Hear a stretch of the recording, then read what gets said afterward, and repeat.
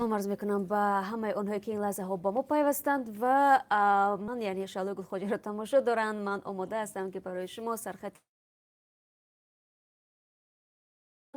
و خبرهایی که احتمالاً بعضی از آنها در برنامه خبری رادیو آزادی که بعد از کمتر از 3 ساعت دیگر در پخش مستقیم آزادی ویدیو تقدیم شما از آن می شود پیشنهاد خواهد شد.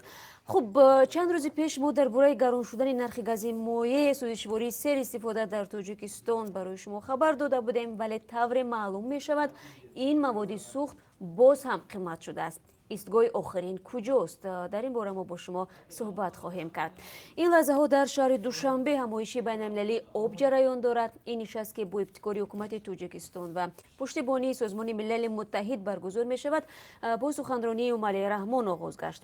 مسئله دسترسی به آب در طول تمام سالهای استقلال تاجیکستان یک موضوع داغ باقی میماند. هرچند در این کشور آب گران نیست، اما تنها 57% اهالی به آن دسترسی دارند. بخصوص با فرارسی فصل تابستان هزارها ساکن تاجیکستان وقت و مبلغ زیادی خود را برای دسترسی به آب آشامیدنی صرف میکنند که به اعتقاد کارشناسان در زندگی اجتماعی و اقتصادی مردم دسترسی نابالغان به تحصیل و همین گونه سلامتی آنها اثری نامطلوب میگذارد. در همایشی بین المللی نوبتی آب به کدام حرفای مهم توجه شد و چی گپ مهم گفته شد ما پیگیری داریم و در برنامه خبری حتما مطرح خواهیم کرد. طبق حساب‌ها مهاجران تاجیک در چند ماه اخیر پول بیشتر را به وطن فرستادند. آیا شماره مهاجران در این کشور زیادتر شده است و یا بالاخره روسیه از بحران اقتصادی رها گشت؟ جنبه‌های مختلف این مسئله را با شما همراه در برنامه خبری و البته با کارشناس اقتصادی تحلیل میکنیم.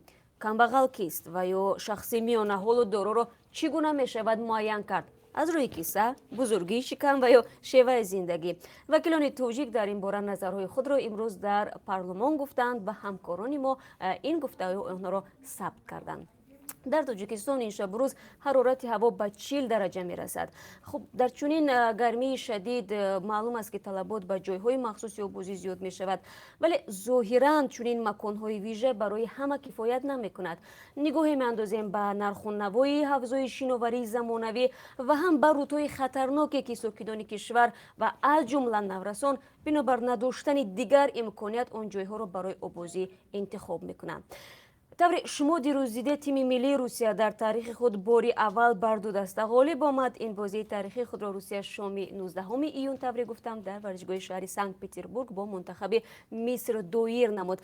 اما ما فراتر از آن می رویم و درباره آن میگوییم که چگونه جام جهانی فوتبال دوزنده های توجیک رو صاحب کار کرد. یعنی چی؟ کارخانه معروف گلستان زیر برند نامدار امبرو به جام جهانی فوتبال لباس‌های ورزشی میفرستد و به بازار جهانی هم راه میجوید.